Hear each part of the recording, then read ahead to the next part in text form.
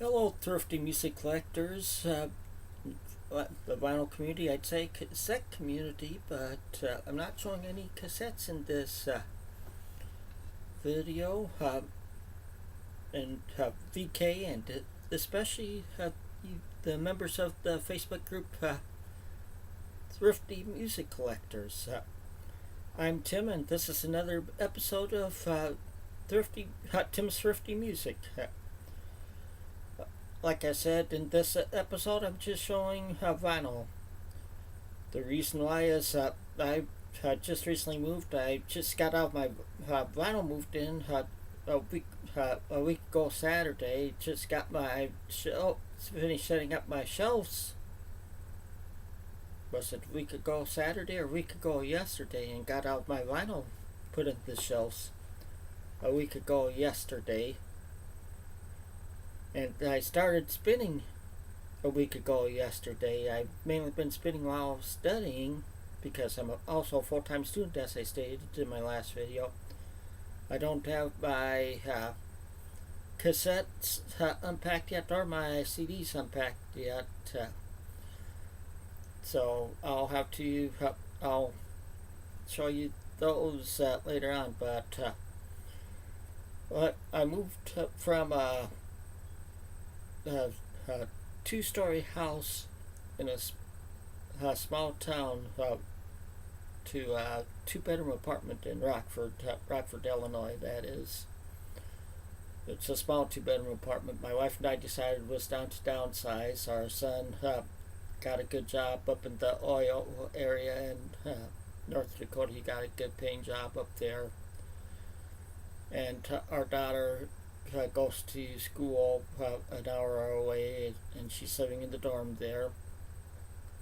And we decided it was down to downsize. And that plus with my health and everything, this way I don't have to. I'm sorry about that. This way I don't have to mow the lawn or do any maintenance. Right here you can see around most of my vinyl collection right behind me. There, you notice before in my videos I had only one set of shelves. I bought a second set of shelves, so these are heavy duty industrial shelves, so they'll hold a lot of weight, and then I have some pads underneath them to protect the carpeting. So I have most of my vinyl on them. As I said, I estimate I have over 1,300 albums in my collection now. And then this is I got this set up here. Kind of the turntable, but this down here is Radio Shack Optimus stereo. It's a receiver with the equalizer and dual cassette deck, and it's built into this cabinet. These are built-in speakers on here that come up. I'm not using them because the foam was just falling apart. Instead, you can see on the far end, you can see the one on top. I have some Bose 301 speakers that I bought when I was stationed over in Germany. I got them in like 1991. And I have them connected to it, and they still sound great. But I also have some space on the bottom of this that I can put albums in, and so I have some down there too. So as you notice, the shelves are full, and this is full down here, and I had to be creative at having enough space. So you notice I have stacks of albums sitting in front. Those are my stacks or my queue for playing albums too. So it's a little hard for me to just go pick out an album to play. It's pretty much I would set them up in stacks like that to play. So that was a quick tour of my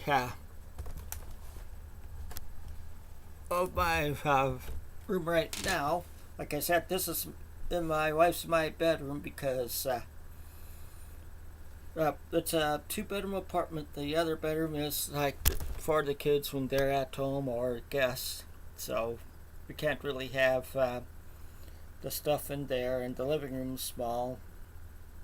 and when company comes over, we don't want to have it all in there. My wife said we're going to have it in here. So the cassettes, I got some cubes. I have most of the cassettes in the cassette drawers. I'll be putting them into cubes. The CDs, I'm going to be taking them out of the crystal cases, putting them into the CD envelopes. Put them in some plastic under the bed plastic containers, and have them like that. So we'll have everything in here, and with the small space we're in, I'm pretty much started calling it my music cell. My wife would probably call it music kill. So that's pretty much my name for it. At my last house, I called it my Tim's listening room. Well, here it's Tim's music cell. At my last house, yes, I had it in my bedroom also, but it was a good sized bedroom. It wasn't the master bedroom, where it was around like I said, it was a 2-story house, and this took up, our bedroom was at least a quarter of the upstairs of the house, where along with all my vinyl in there, but we had room for a chest of drawers, a TV stand with the TV and VCR and DVD on it. I had shelves with CDs and cassettes and everything on it in the room. And they all fit in the room with it. In here, can't fit out any of that extra stuff in the room. Well, one nice thing in this room, one full wall, is a closet, so we have a lot of storage space in the room, and we have a lot of closets in the apartment. But in that house, in our bedroom, we had a big walk-in closet in our bedroom also, which we liked.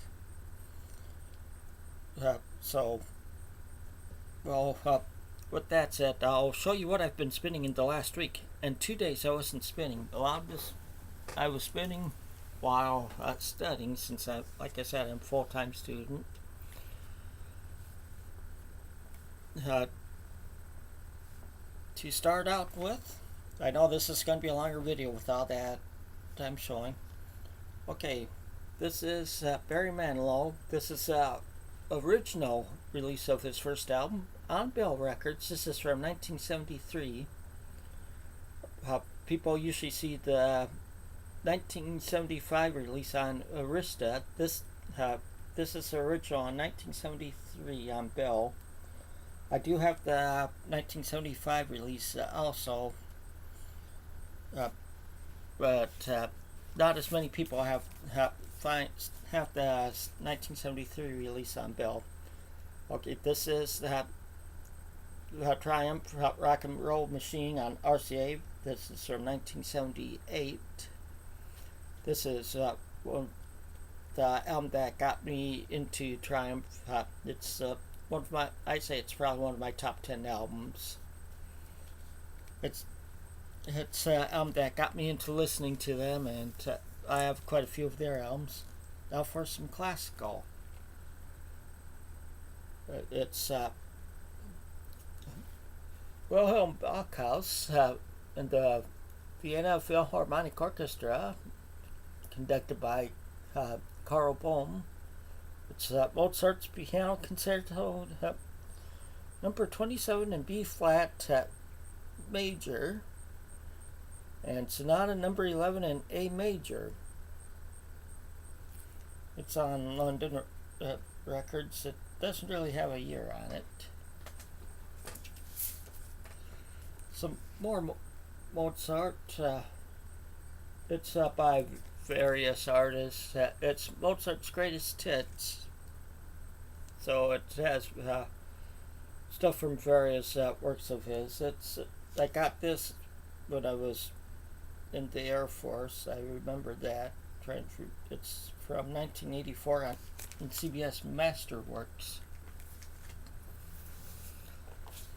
See, a lot of this I've got in thrift stores or in dollar bins. I know I got this in a thrift store.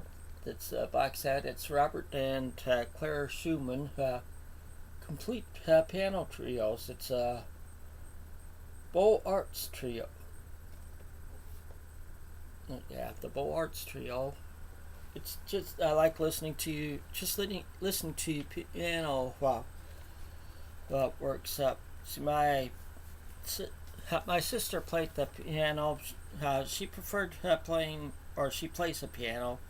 She prefers classical piano, and when we were a teenager, she took piano lessons up to around the point where her piano teacher pretty much wanted her to go professional. And then that's when she decided to stop. Okay, this is Richard Rogers' Victory at Sea Volume 1. That's the soundtrack for the TV series, which is a pretty good soundtrack. Okay, you notice this one's still in shrink. The seal was broken already when I got it. It's Stevie Wonder's The Woman in Red. Yes, I've listened to a lot of soundtracks during this time, and classical also. The soundtrack design do, of course, Olivia Newton-John and Electric Light Orchestra. Yes, I like this album. I like the movie. This is one that some friends of my daughter gave me when they decided that they were going to get rid of all their vinyl. It's called Film Classics Take Two. This is all classical stuff, music from various movies. It's various artists also, but it's it's classical works from various movies. This one is from one orchestra, but it's themes from various movies, all orchestra works.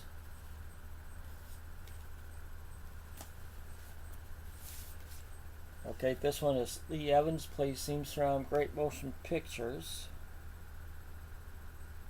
Don't see a date on here. And it's on MGM. Okay, some more classical here. Bach Harpsichord Concertos Volume 3. And this one has number 1 in D minor and number 2 in E.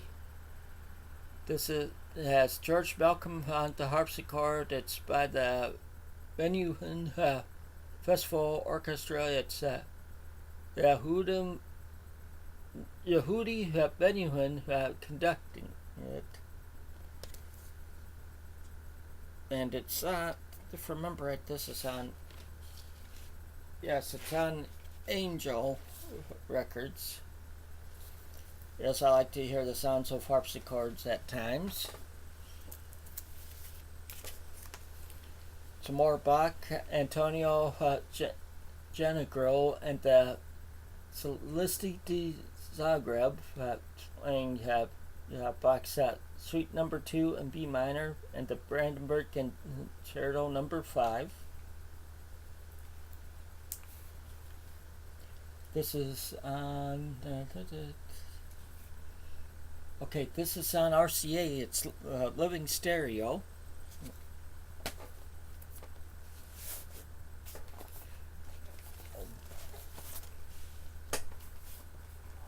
Okay, here's some more Bach. Parbegs Bach, the 6 trio sonatas, concerto in G major after Johann Ernst, concerto in A major after Vivaldi, played on the pedal harpsichord. So some more harpsichord music. And you notice it's another Bach set. More Bach here. The Magnificat in D major. Leonard Bernstein and the New York Philharmonica.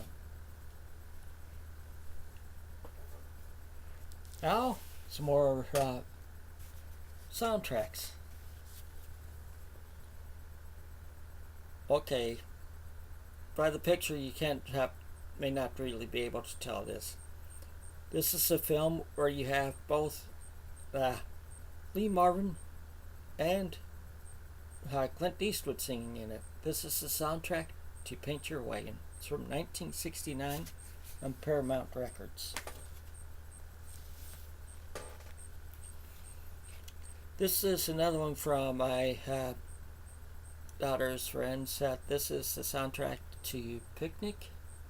It's all pretty much like classical music, or you could say modern classical, if you want to put it that way. It's all orchestra.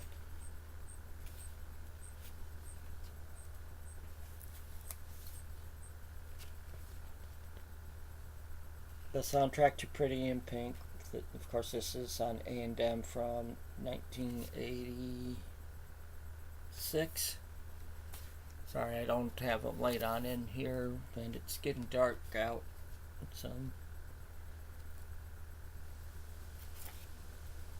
Soundtrack to Raiders of the Lost Ark. Of course, it's classical. It was conducted by John Williams, and it was the music was written by John Williams and the London Symphony Orchestra from 1981, and it's on Columbia Records. Of course, here's a classic on RSO Records from '77. It's Saturday Night Fever.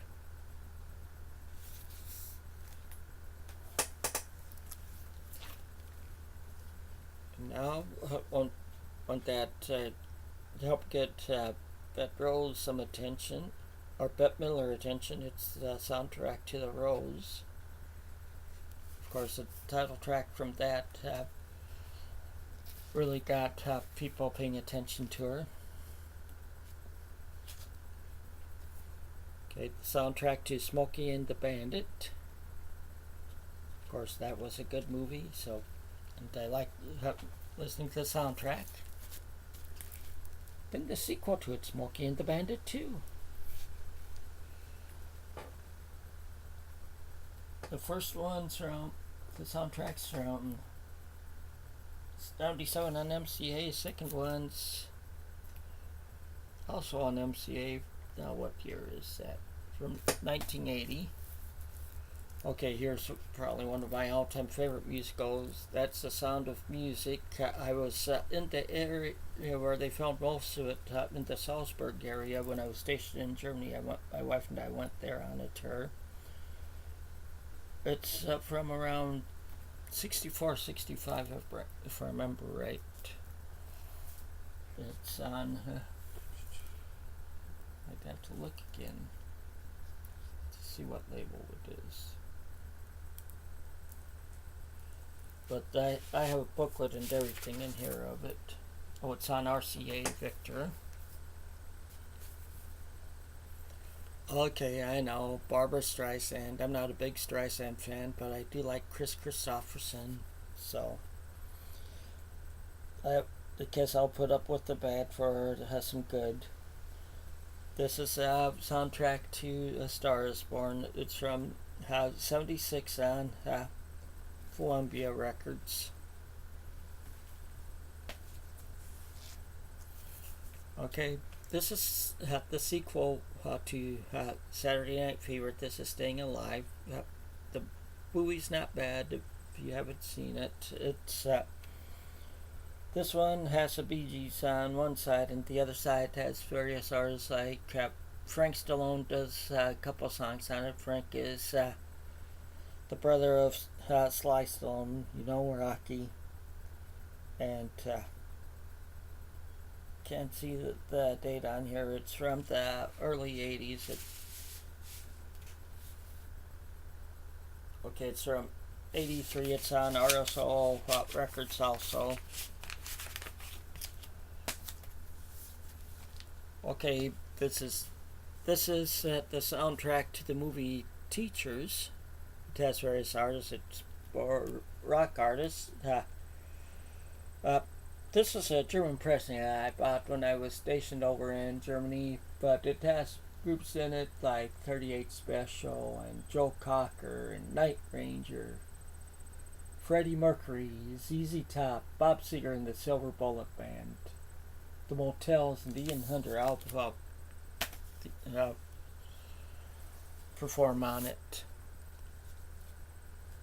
Next one up is, and that's, I forgot to mention, that's on Capitol, if I remember right. And the year is, I think it's like from '84, that one. Okay, this is Little River Band, Monsoon. This is one of their later albums. It's from 1988 on MCA Records. This album, you might have heard, like in stores and stuff, you might have heard a song called Love is a Bridge playing. That song's from this album. A lot of people don't see this album very often. It didn't get much, didn't get bought much, or didn't really get the airplay. This is their album from before that, Little River Band again. This is No Rains. It didn't really get airplay either. This is on Capitol from 1986. There's a couple of songs off it I liked. Songs Facing the Crowd, and also the song Time for Us. Their album before that, Playing to Win, this had a little bit more attention. This one rocks a little more than a lot of their music does. This one's the ones I like are Playing to Win and When Cathedrals Were White. I know I've already gone over 21 minutes, but I'm getting close to finishing.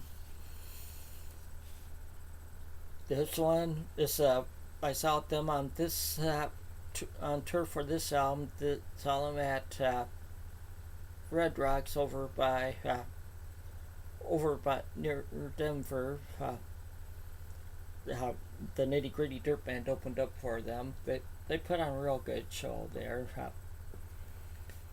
This one they had a few hits from, like You're Driving Me Out of My Mind and We Too, and Down on the Border.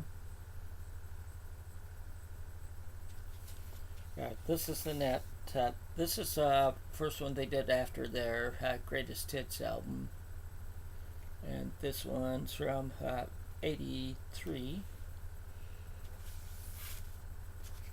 This is Little River Band again, the album Sleeper Catcher. This is, and the Net was on Capitol. This Sleeper Catcher, this is on Harvest from, I'm going to have to turn on the light just a second.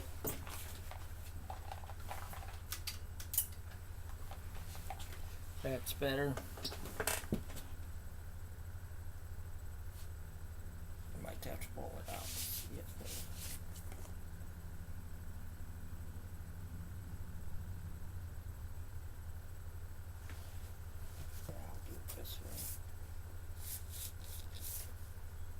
Okay, from '78 on Harvest. And it has the hits Reminiscing and Lady on it. I really like the song Lady. And the last of the Little River Band albums I have to show you on this one is this one is Diamantina Cocktail. It's from '77 on Harvest. It's one with Help Us On Its Way and Happy Anniversary on this one.